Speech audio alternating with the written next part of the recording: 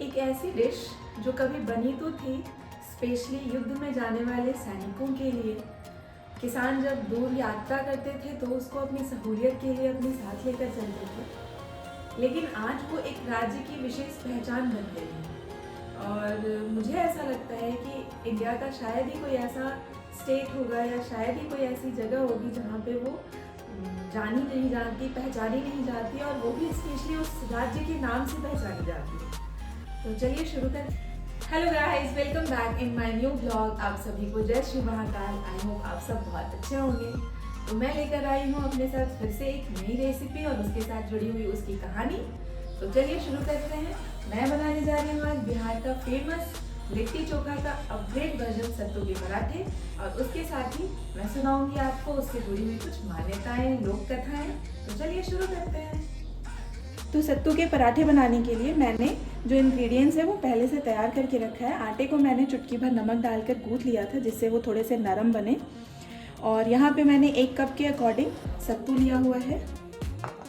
यहाँ पे मैंने 4 मीडियम साइज़ के प्याज लिए हैं, 3 से 4 लहसुन की कलियाँ हैं, 2 छोटे टुकड़े अदरक के हैं, 1 हरी मिर्च और थोड़ा सा धनिया पत्ता है। अगर आप बहुत तीखा खाते हो तो आप हरी मिर्च बढ़ा सकते हो।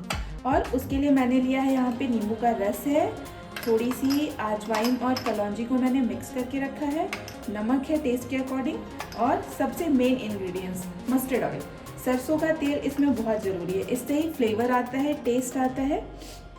तो चलिए शुरू करते हैं बनाना।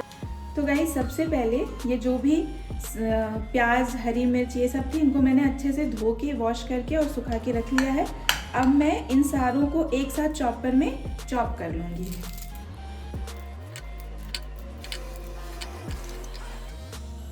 ये मैंने चॉपर में अच्छे से चॉप कर लिया है। अब इसे मैं साइड में रख लूँगी। और सबसे पहले मैं इसमें ये जो इंग्रेडिएंट्स हैं उनको डालूँगी। तो ये जो है अजवाइन और मंगरेला, इसको मैं इसमें ही मिक्स कर दूँगी। और उसके बाद ये जो है प्याज, लहसुन, हरी मिर्च, अदरक, इनको भी मैं इसमें ही डाल दूँगी।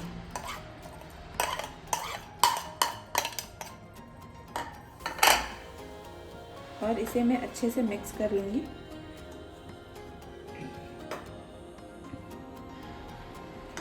फिर मैं नमक डालूँगी टेस्ट के अकॉर्डिंग। आपको ऑलरेडी आटे में भी पहले से नमक है, इसलिए मैं बहुत ज़्यादा तो नहीं डालूँगी। जितना आपको चाहिए आप उतना डाल सकते हो। और ये नींबू का रस है खट्टेपन के लिए। बहुत सारे लोग अचार का मसाला भी यूज़ करते हैं, मिर्च का अचार या फिर आम का अचार। मैं ज़्यादातर नींबू ही डालती हूँ। और ये है सरसों का तेल, ये सबसे इम्पॉर्टेंट इंग्रेडिएंट्स है इसमें। इससे ही टेस्ट आता है, इससे एक अलग फ्लेवर आता है। तो आप इसको कभी भी स्किप मत करना।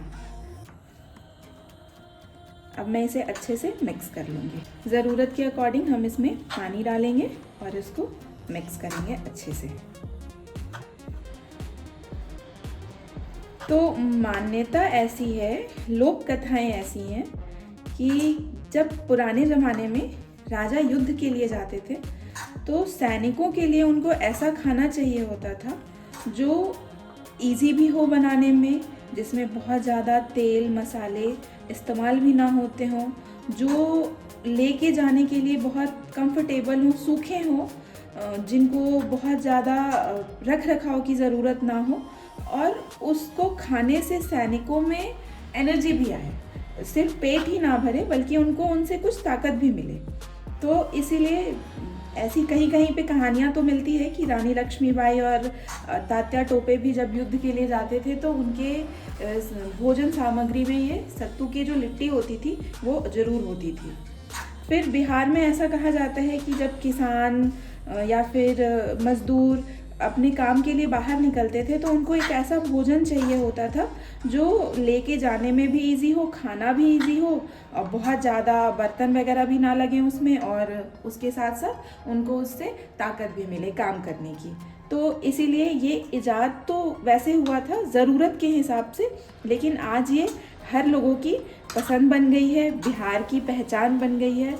आप दुनिया के किसी भी कोने में चले जाओ, अगर आप लिट्टी चोखा का नाम लोगे तो सबको एक बार ज़रूर बोलेगा कि ये बिहार के हो या फिर बिहार से आए हो। तो इसकी अपनी एक अलग पहचान है। तो अब इसमें हमें थोड़े पानी की ज़रूरत है, तो मैं थोड़ा थोड़ा करके डालूँगी। इसे हमें बहुत गीला नहीं बनाना है, लेकिन बहुत सूखा भी नहीं होना चाहिए, ऐसा कि आराम से इसका डो बन जाए, बस उतना ही।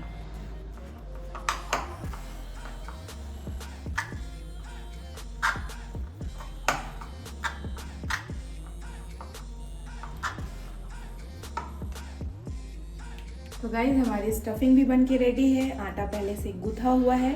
तो चलिए अब हम बनाना शुरू करते हैं पराठा।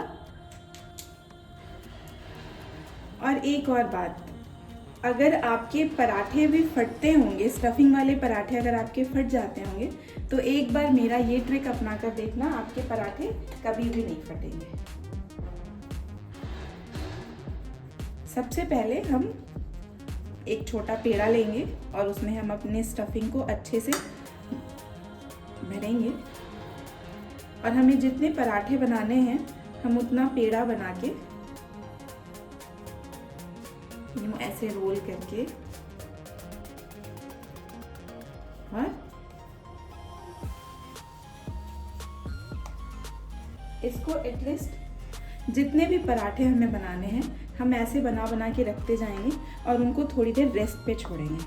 थोड़ी देर रेस्ट पे छोड़ के फिर आप जब बेलोगे तो आपके पराठे कभी भी फटेंगे नहीं।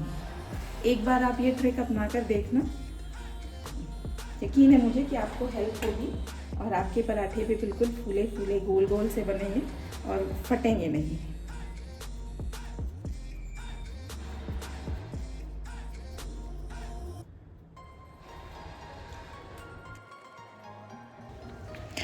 और हाँ गाइस, कभी कभी हम पुराने ज़माने के ऐसे भोजनों को सिर्फ साधारण या गरीब लोगों का खाना ही समझ लेते हैं, लेकिन अगर देखा जाए तो ये हमारे पूर्वजों की समझदारी थी कि कम साधनों में ऐसा भोजन तैयार करें जो स्वादिष्ट भी हो, पेट भी भरे, लंबे समय तक चले भी और एनर्जी से भरपूर हो, जिसमें ताकत के पोषक तत्वों की भरपूर मात्रा हो उसमें।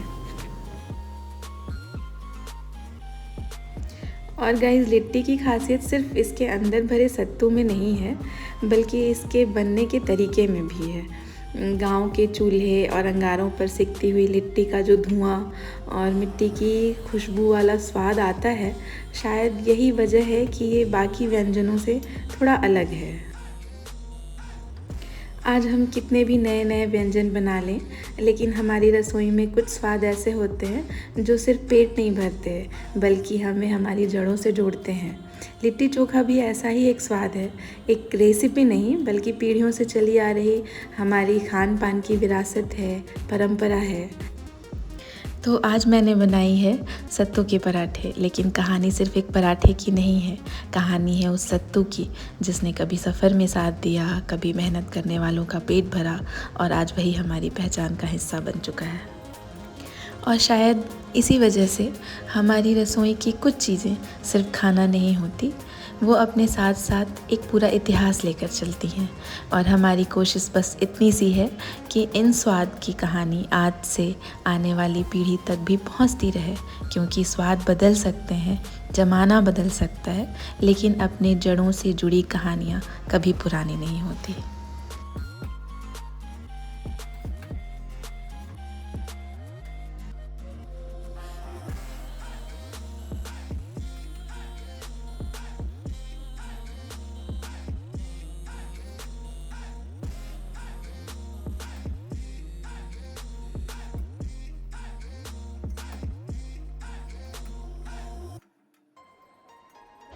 तो गाइस, आप ये देख सकते हो मेरे गर्मा गर्म सत्तू के पराठे बनके बिल्कुल तैयार हो गए हैं। ये देखने में जितने क्रिस्पी और यम्मी दिख रहे हैं, ये खाने में भी उतने ही टेस्टी होंगे। बिल्कुल फूले फूले से, नरम नरम से, ये बिल्कुल नरम भी हैं, गरम भी हैं। ये देखो बहुत यम्मी बने हैं। तो गाइस, ये थी मेरी आज की रेसिपी, नरम नरम गरम गरम फूले फूले से सत्तू के पराठे। जिसे मैं सर्व करूँगी आज धनिया पत्ता टमाटर की चटनी के साथ। इसे आप आराम से दे सकते हो अपने बच्चों के लंच बॉक्स में। कभी आपको अगर सफ़र पे जाना है तो भी इसे आप अपने साथ लेके जा सकते हो। ये बहुत कंफर्ट और हेल्दी फूड है। बच्चों के लिए तो स्पेशली मैं इसे रिकमेंड करूँगी क्योंकि ये सिर्फ पेट नहीं भरेगा, इसके साथ साथ आपके बच्चों के अंदर जो आयरन डिफिशिएंसी होती है, प्रोटीन, फाइबर, ये सब उससे जा सकता है। और कभी अगर आपको अपने गेस्ट के सामने कुछ स्पेशल डिश रखना हो तो भी आप इसे सर्व कर सकते हो। तो कैसी लगी मेरी ये रेसिपी? तो ये थी मेरी आज की रेसिपी और इससे जुड़ी हुई कुछ लोक कथाएँ।